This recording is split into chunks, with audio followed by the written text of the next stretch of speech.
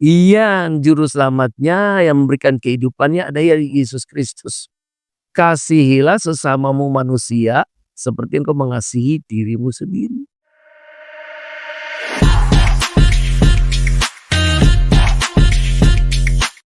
Harmoni iman dan kebaikan mengajak kita untuk mewujudkan iman melalui tindakan nyata. Halo sahabat podcast RRI Manokwari di mana saja berada, kita bersua kembali pada episode spesial kita. Pada hari ini yaitu spesial Kita Indonesia, Senin 21 Juli 2025. Untuk kebersamaan kita, pada episode kali ini kami akan mengajak Anda untuk membahas tema yang sangat penting dan juga inspiratif untuk kita bersama. Harmoni iman dan kebaikan. Bersama saya Selviana Langudai, selamat mengikuti dan sudah hadir bersama kami narasumber kami yang luar biasa. Beliau seorang tokoh agama, langsung saja kami sapa dan kami perkenalkan untuk sahabat podcast di mana saja berada. Selamat datang Bapak Pendeta. Selamat siang, Kak. Iya, Bapak Pendeta Denny Mursamu STH, beliau berasal dari Gereja JKI Graha Immanuel Vanindi Manokwari.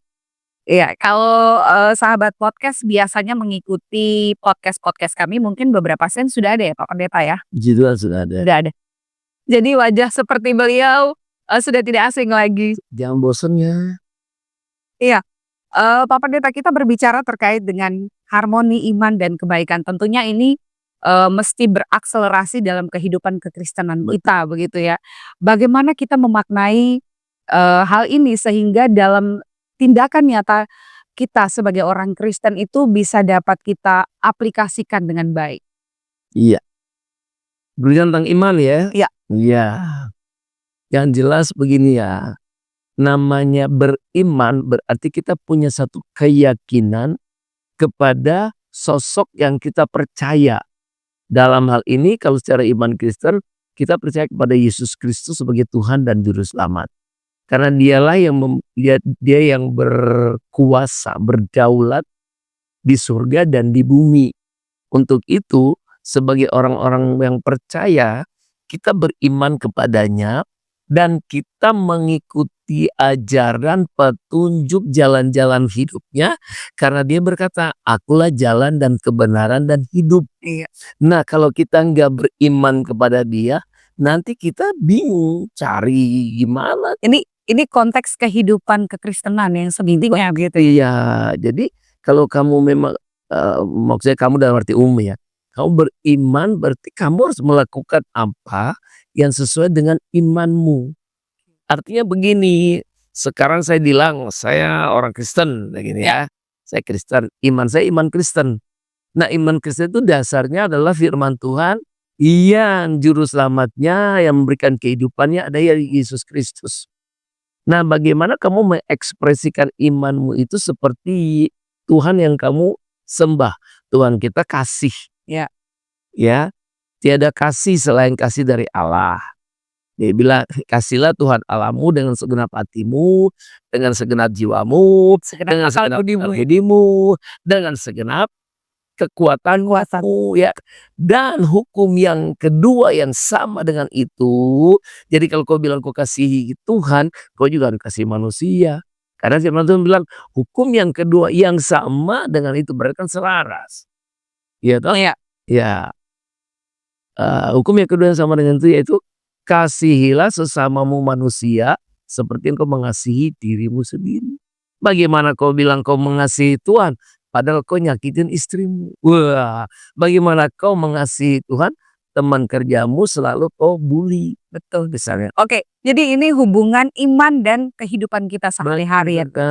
Kadang-kadang begini, kita berpikir begini, saya orang Kristen, saya mengimani Yesus, saya beribadah setiap hari Minggu, it's enough. Iya, padahal ini bagaimana nih untuk merubah paradigma seperti ini. Jadi kita tidak sekedar menjadi orang Kristen yang memang punya iman, tapi di luar kita juga semua beriman gitu ya, sesuai dengan kepercayaan kita masing-masing. Tapi konteks pembicaraan kita, diskusi kita kali ini kita lebih stressingnya kepada iman Kristen. Nah, Pak Pendeta, kadang-kadang kebanyakan kita ada yang memang melakukan aktif hanya sekedar apa ya, bahasanya itu aktivitas rutinitas agamawi gitu. Oke, saya bekerja dari Senin sampai Jumat, so hari Minggu adalah waktu untuk Tuhan. Mari saya, boyong keluarga saya atau saya membawa diri saya ke gereja. And then hari Senin sampai hari Jumat kembali, saya sudah kembali ke rutinitas. Tetapi seperti yang tadi Pak Pendeta katakan bahwa, iman tanpa perbuatan is nothing begitu ya. Kalau bagaimana kamu bilang kamu mengasihi Yesus, kamu mencintai Yesus, mengimani Yesus, tetapi masih menyakiti hati sesama kita. Nah, Ya. ini kadang-kadang yang sulit sekali dilakukan. Sebenarnya apakah kita kurang beriman ataukah kekurangan asupan, nutrisi manusia rohani kita yang kurang diberi makan atau gimana nih Pak Pendeta? Ya, semuanya tuh. Semuanya Jadi ini, ya firman Tuhan kan memang begini, iman tanpa perbuatan adalah mati. mati. Iya. Jadi begini, kalau kamu bilang kamu beriman, secara umum kalau kamu ya orang Kristen ya, bahkan orang Muslim pun bilang beriman tetapi perbuatannya tidak menunjukkan ajaran firman Tuhan, berarti itu seperti yang dibilang gong babunyi nyaring tapi Kosong. kosong. Percuma aja drum kosong kan cuma Iya. bikin rame doang kan. Rame. Di jalan gerundang-gerunding misalnya kayak gitu diguling-guling. Tapi nggak ada gunanya. Iya. Itu sama dengan pertumbuhan bunga misalnya, tanaman. Tanaman itu kan ada tanaman artificial, Iya. ada fresh ya, flower atau ya tanaman yang asli seperti begitu. Nah, kalau kelihatan dari kasat mata mungkin sama. Apalagi agak jauh gitu Agak ya. jauh. Iya. Cakep bunganya, cantik sekali gitu ya. Tapi yang satu ada kehidupan, yang satu nggak ada Yang satu asli, yang satu palsu. palsu. Dia yang cantik tapi palsu bunganya, 10 tahun kemudian begitu-begitu saja. Yang asli mungkin daunnya ada yang kering, ada tangga, tapi ada kehidupan 10 tahun datang dia bertumbuh. Karena proses gitu ya. Jadi di dalam artinya begini, dalam kehidupan kita untuk bertumbuh itu kan perlu proses. Betul. Nah, dalam proses itu pasti ada gesekan. Gesekannya siapa? Iya, rumah tangga berarti suami istri gesekan, sama anak gesekan, sama orang tua gesekan. Di kantor, ya sama teman kerja gesekan. Iya. Sama atasan juga bisa gesekan. Bawahan gesekan, sesama gesekan. Macam-macam. Di gereja sama pendeta bisa gesek, sama majelisnya bisa gesekan. Itu proses hidup yang benar-benar diizinkan sama Tuhan. Supaya apa? Supaya kita jadi orang yang beriman yang imannya nggak ecek-ecek. Iya. Gitu. Yang tidak instan gitu ya Pak Pendeta. Nggak bisa namanya instan. Nggak ada iman instan. Dimanapun tokoh agama, tokoh Alkitab semua melalui proses. Kalau yang instan ujung-ujungnya drop, jatuh. Kayak kita lihat Simpson. Ya. Gagah banget gitu. Kuat. Instan. Sama perempuan jatuh. Akhirnya apa? Gak kepake sama Tuhan. Iya. Tapi Daud, dia hanya terbiasa dengan menggembalakan 2-3 ekor domba.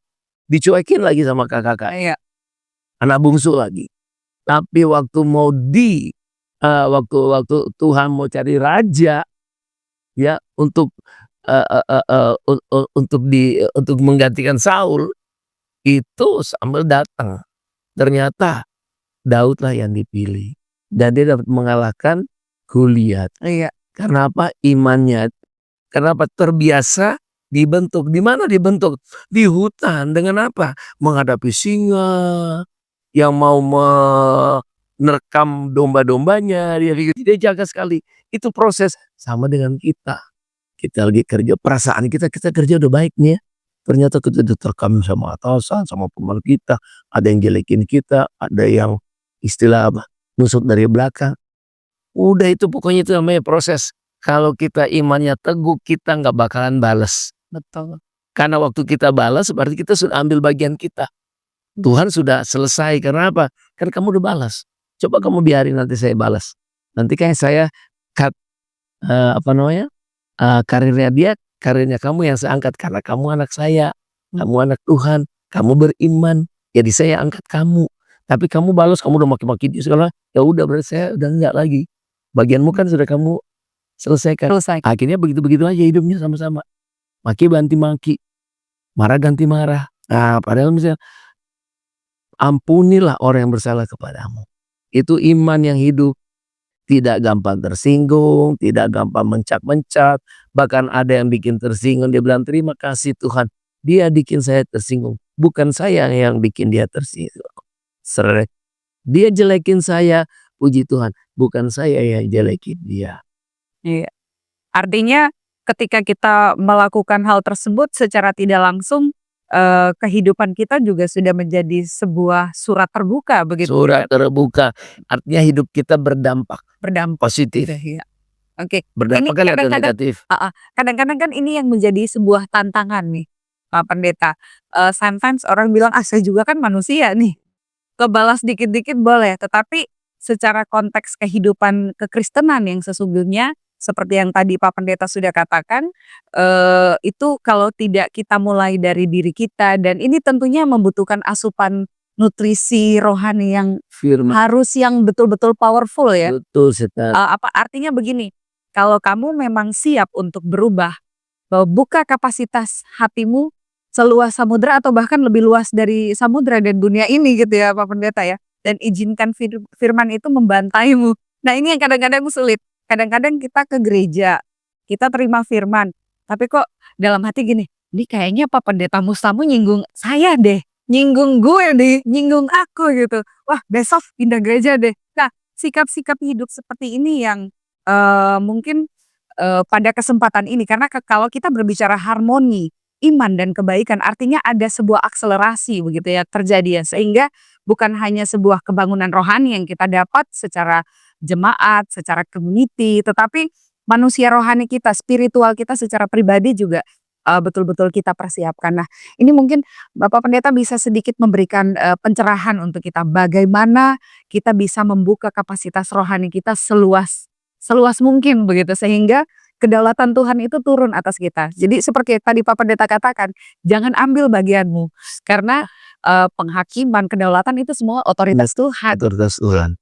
Waktu kita ngambil otoritas Tuhan, ya udah, kamu kan udah balas. Berarti sama dengan kita bilang gini, saya nggak perlu tunggu-tunggu Tuhan balas kelamaan, saya aja yang balas. Saya tonjok dia, udah beres gitu. Tapi tonjokanmu tidak membawa berkat. Karirmu atau misalnya berkatmu terhalang bahkan tertunda. Itu sama dengan contoh bangsa Israel keluar dari Mesir. Mestinya cuma 40 hari jadi 40 tahun. Gara-gara apa? Kepala batu, Iya, nggak banyak dengar banyak dengaran, persungutan. banyak persungutan. Akhirnya mereka nggak menikmati tanah perjanjian padahal Tuhan udah nyiapin untuk mereka. Sama dengan kita, karir kita, posisi kita sudah disiapin sama Tuhan. Kita nih nggak sabar menurut hitung-hitungan kita, tahun depan saya ini mestinya begini, saya harus begini. Ini gara-gara si A, ini gara-gara si B. Silahkan gara-gara si A, silahkan gara-gara si B. Tapi Tuhan nggak pernah bikin gara-gara sama kita. Betul. Tuhan pasti memberikan bagian kita. Kalaupun ada orang nyilet kita punya punya bagian, ya apa-apa karena Tuhan sudah sediain yang terbaik buat kita. Kita aja nggak tahu. Iya. Nah, jadi firman Tuhan bilang begini ya, ya jadi untuk hal-hal gini kita butuh yang namanya pengenalan akan Tuhan. Di dalam firman Tuhan dalam 2 Petrus 3 ayat 18 bilang begini, "Tetapi bertumbuhlah," ya kita ngomong tentang pertumbuhan iman tadi ya. Iya. "Tetapi bertumbuhlah dalam kasih karunia dan dalam pengenalan akan Tuhan." Katakan pengenalan ya, 2 Petrus pasal 3 ayat 8. Pengenalan, ayat ayat 18 sorry. "Tetapi bertumbuhlah dalam kasih karunia dan dalam pengenalan akan juru selamat kita Yesus Kristus. Baginya kemuliaan sekarang dan sampai selama-lamanya." Jadi yang Tuhan butuh dari kita adalah pengenalan akan Dia. Kita tidak hanya menyembah Tuhan yang kosong, yang enggak ada wujudnya, enggak. Dia punya wujud karena Dia pernah ada di tengah-tengah dunia ini. Inkarnasi Dia jadi manusia dan disalibkan bahkan apa mewakili kita. Iya. Dia bukan Tuhan yang dibunuh, enggak. Waktu dia dibunuh, waktu dia disalibkan, dia bukan dibunuh, dia menyerahkan diri untuk dibunuh biar apa? Dosa kita. Ya dia mewakili kita semua untuk supaya kita diampuni dosanya. Nah, dia ambil dirinya menyerupai manusia yang berdosa supaya kita yang berdosa ini diselamatkan. Iya. Nah, itu caranya dia, Tuhan. Makanya yang disalibkan itu bukan Tuhan, tapi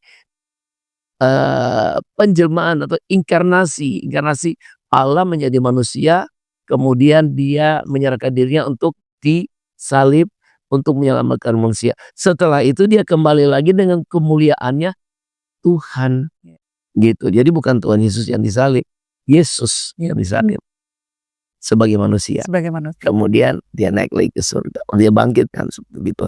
Jadi bagaimana supaya kita bisa mengekspresikan iman kita? Kita harus mengenal akan Tuhan. Siapa sih Tuhan yang saya sembah ini? Maunya kayak apa sih? Begitu. Pengajarannya apa sih? Ya baca aja 1 Korintus 13 tentang kasih. Nah, kayak gitu ya. Nah, udah setelah kita belajar seperti itu, yang Tuhan minta sekarang bagaimana kita mengekspresikan cinta kasih itu. Yang kamu sudah terima dari Tuhan, kamu ekspresikan. Nah, bagaimana supaya harmoni? Kalau kita bilang harmonis, kita harus bisa menerima perbedaan. Bagaimana supaya iman kita ini bisa benar-benar mengekspresikan cinta kasih Tuhan kepada dunia ini. Karena firman Tuhan bilang begini, Yohanes 3 ayat 16, karena begitu besar, artinya tak terhingga kasih Allah akan dunia ini, sehingga akan dunia loh. Iya. Bukan karena begitu besar kasih Allah akan orang Kristen Iya. atau kepada gereja Iya. enggak, untuk dunia. Dunia. Sayang dunia belum semua kenal dia, gitu. Karena begitu besar kasih Allah akan dunia ini sehingga dikaruniakan anak yang tunggal. Karena begitu dia mengasihi, dia nggak beda-bedain. Iya. Ya, yang beda-bedain dia justru manusia yang Justru manusia. kasihnya. Iya. Nah, itu sebabnya bagaimana Tuhan aja bisa menerima kita sekalipun kita berdosa. Dia mau turun ke dunia di mana orang berdosa berbeda-beda ini, dia selamatkan kita. Nah, kita bisa nggak terima sesama kita yang berbeda? Nah, sayangnya kita tidak mengenal akan Tuhan dengan sungguh-sungguh. Maka dia bilang, pengenalannya aku kehendaki adalah mengenal aku dan karya kebangkitanku. Artinya apa? Kamu sudah saya tebus, saya sudah selamatkan kamu. Sekarang giliran kamu, bekerjalah, lakukanlah bagianmu sebagai orang yang sudah diselamatkan. Bukan sedang bingung-bingung gitu, akhirnya malah nggak nyaman. Iya.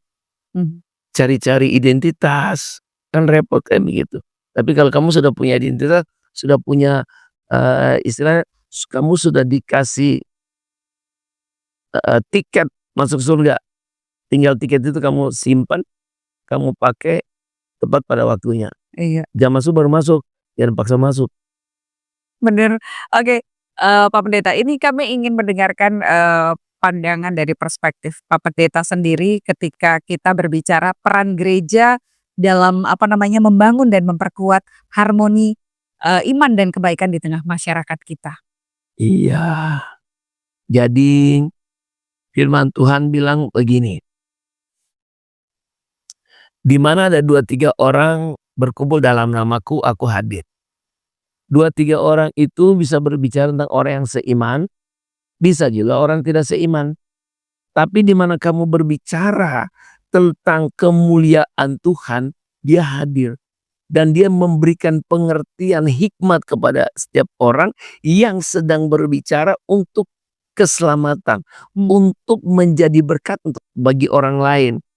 Bagaimana supaya hidup kita berdampak bagi orang lain. Itu satu hal yang harmoni. Kalau kita berbicara tentang harmoni ya, kita bicara tentang harmoni, maka kita sedang berbicara tentang satu pola hidup ya. Satu keadaan, satu keselarasan. Seperti itu ya saudara ya. Jadi bagaimana unsur-unsur keselarasan ini menjadi satu kesatuan yang indah. Mungkin saya bisa kasih contoh alat musik gitu ya. Alat musik ini kan terdiri dari beberapa macam bentuk, beda-beda mereka. bunyinya juga beda-beda begitu Saudara. Tapi saat mereka dibunyikan sesuai selaras dengan nada-nada yang diinginkan, ada kesatuan nada di sana kesatuan. Kesatuan tuh bukan berarti sama nadanya, tapi kesatuan. Misalnya kalau kita tekan touch di keyboard supaya, misalnya nada C itu kan do, mi, so. Oh itu kan do beda, beda, sol beda. Tapi waktu kita tuh suaranya kalau di paduan suara misalnya ada sopran, alto, tenor, Iya. bass. Yang sana do, di sini oh, kan begitu. Tapi semua mengalami, semua mengeluarkan keharmonisan ya, seperti itu. Hidup ini juga begitu. Sekarang coba rumah tangga nih, Mbak. Mbak Ivon udah berkeluarga kan? Sudah. Nah, Mbak Ivon sama suaminya, eee, punya punya punya apa, punya kesamaan nggak? Kesamaan ada. Lebih banyak mana kesamaan apa beda? Awalnya sih itu ada banyak perbedaan, tapi semakin kemari semakin ada, apa namanya, Saling mengerti lah, saling ya, saling menerima. Nah, tapi kan awalnya kan dari perbedaan kan, perbedaan. gendernya aja beda, Beda, gitu. bener. Dan dari keluarga yang beda ya. Mungkin Karakter yang berbeda, semua beda, dari semuanya beda. agama juga beda. Kalau agama sama-sama Nasrani, hanya mungkin tata caranya saja yang berbeda. Suku Suku beda. suku beda, Oh, beda. Mbak Ivon Kalau saya sendiri, aslinya mama itu, NTT Manado, papa asli NTT, suami saya asalnya dari Biak, Papua. lihat bedain campur kan, Ya, udah campur-campur kan. udah banyak gado-gado Udah campuran. gado-gado, sama saya juga. Ambon, istri dari Jawa, seperti begitu. Wah keras, sama ngalah, nggak begitu.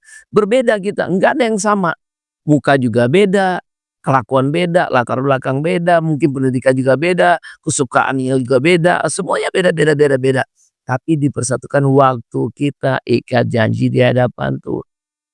Aku mengasihi engkau dalam suka dan duka. Aku mengasihi engkau dalam segala keadaan. Ya kan? Dalam keadaan sakit, dalam keadaan sehat. Dan Suka dan senang. Dan nanti kalau udah jalan nih maunya seneng aja. Nah itu hal-hal seperti itu. Jadi ternyata setelah bertumbuh dalam iman, perbedaannya ini sudah tidak dipermasalahkan. Yang ada bagaimana supaya kita membangun keharmonisan. harmonis. Nah, soalnya kalau kita mau cari kesamaan, di mana di muka bumi di dunia ini ada yang sama sih? Wah manusia pertama diciptakan sama tangan Tuhan langsung, dihembusin napas sama Tuhan langsung, Adam dan Hawa. Beda, Betul. malah cuman berdua saja, bukannya ngomong sama Adam, bukannya ngomong sama Hawa, ngomong sama ular.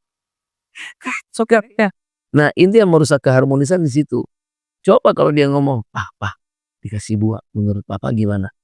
Jangan dulu, kita harus tanya Tuhan dulu, kan begitu ya. Dah enak, sedap dipandang mata, dan menggiurkan ya hati-hati mata. Nah, dosa itu nggak ujuk-ujuk jadi loh, Iya, tapi proses. proses. Nah itu, nah hidup kita juga. Kalau kita pengenal akan Tuhan, dosa silakan lu mau datang ganggu, tapi saya tidak akan terganggu. Iya. Gitu. Kadang-kadang dia ganggu, tapi minta maaf ya, saya nggak mau terganggu. Kayak gitu. Dia ganggu terus, namanya juga dosa. Ya. Tugasnya dia kan kuda hilang. Merampas dan merusak ternyata ya. Betul sekali. Sekarang kembali ke kita sendiri begitu, apakah kita juga mau memberikan diri kita untuk dirusak dan dihancurkan Ya, gitu ya? itu yang tadi butuh pengenalan akan Tuhan. Kalau kita kenal siapa Tuhan kita yang sudah menyelamatkan kita, kita tidak akan sia-siakan hidup kita hanya untuk dipermainkan oleh iblis. Dan bentuk dosa itu menggiurkan loh. Kak. Dia bisa, "Loh, tas itu bagus tuh, saya kalau pakai tas itu nggak usah selingkuh mah udah mungkin orang, takut kalau kita sungguh-sungguh dalam Tuhan kita takut. Tapi tas merek Itu juga bisa bikin dosa itu. Tahu-tahu main bocah kecil keranjang orange, keranjang kuning. Keranjang kuning. Habis itu bingung, ribut di rumah, tidak bisa bayar listrik dan SPP anak karena demi tas merek. Bisa juga jadi dosa itu. Iya. Oke, Pak Pendeta di penghujung, mungkin bisa sedikit memberikan, penekanan, harapan dan sebelum kita akhiri pembicaraan ini mungkin, kepada sahabat podcast kita yang kebetulan menyaksikan atau menonton podcast kita hari ini, pentingnya iman dan kebaikan dalam membangun masyarakat yang lebih baik lagi. Iya, betul sekali iman dan ya, kalau firman Tuhan bilang begini, iman tanpa perbuatan mati. Mati. Nah, bagaimana kita bisa bilang kita beriman kalau kita lihat orang susah, kita nggak bisa bantu, kita hitung-hitungan terus, saya bantu dia, saya saja juga susah. Itu namanya tidak beriman. Tidak beriman. Kalau orang beriman tuh begini, sekalipun kaya, saya ngalamin Mbak, kayak gini, saya pernah punya duit tinggal 50.000 loh Mbak. Pernah waktu saya mulai pelayanan, tinggal 50.000 dan anak saya 3. Yang ada sisa uang receh-receh 1.000, 2.000 itu buat mereka pergi ke sekolah SD. Dan 50.000 ini saya sama istri bilang gini, jangan dipegang ya. Ya maksudnya jangan diapa-apain ya, simpan aja di lemari. Nanti kalau udah ini kebelet banget gitu baru ambil gitu. Tahu-tahu baru ngomong, besoknya ada yang ketok pintu. Intinya data, "Kak, saya ini lagi ngalamin gini. Ya kamu butuh berapa? Udah yang ada." Terus sekian, saya bilang gini, "Saya punya ada 1 lembar 50.000, kamu pakai aja, gak usah pinjam. Pakai aja." Udah ikhlas kasih itu lah. Ya kita berdoa ya, Tuhan berkati ya. Oke, pakai. Udah kita serahin aja.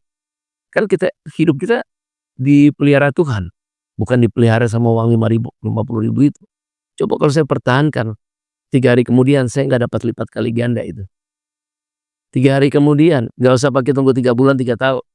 3 hari kemudian, coba kalau kita hari itu pelit, habis kita. Tuhan ganti pakai gantiin ting, keren banget. Bahkan tidak pernah kita pikirkan Ya, sekali gitu ya Pak Pendeta ya. itu yang di firman Tuhan bilang, apa yang tak pernah kamu pikirkan, tidak pernah kamu lihat, tidak pernah kamu dengar, orangnya datang. Itu berkali-kali kita dapat. Asal kita beriman benar-benar, dan waktu kita beri, itu kita sedang tidak hitung-hitungan sama Tuhan begini, saya kasih dia 50.000 supaya nanti Tuhan kasih saya 500 atau 5 juta. Wah, ini dagang sama Tuhan. Ini namanya togelan sama Tuhan. Iya. Seringkali kan orang juga bisa togelan waktu ibadah, suruh nyumbang, oh ini saya mau kasih ini supaya saya dapat dari Tuhan banyak. Nggak bisa. Kita itu sudah punya bank di surga. Tuhan bisa kasih kita dengan caranya Tuhan. Sekarang kita berani nggak mengekspresikan iman kita kepada Tuhan? Firman Tuhan bilang apa? Apa yang kamu lakukan buat orang yang paling hina ini, itu kamu lakukan buat aku, kata Tuhan. Nah udah, kalau kita lakukan itu buat Tuhan, kenapa kita takut? Kekhawatiran hari ini cukup untuk hari ini. Besok ada kekhawatiran baru lagi. Artinya begini, bukan Tuhan tuh ciptakan kita buat khawatir, enggak. Tuhan sedang mengajar kita untuk apa? Punya pengalaman pribadi dengan Tuhan. Waktu kita punya pengalaman pribadi dengan Tuhan, kapan sih kita mau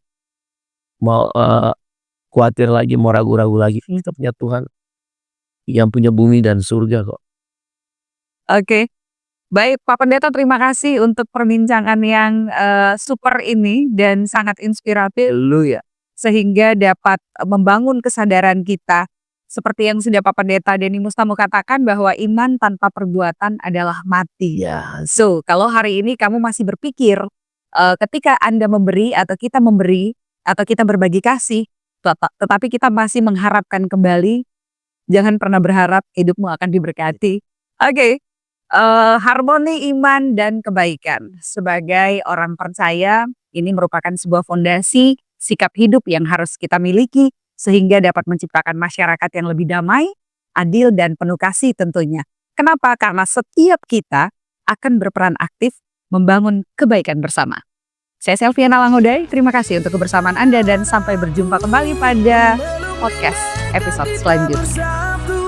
launching serentak di seluruh Indonesia tanggal 21 Juli 2025. Dan jangan lewatkan live event nasional pada 23 Agustus 2025. Kita Indonesia. Indonesia sesungguhnya. Indonesiaisme.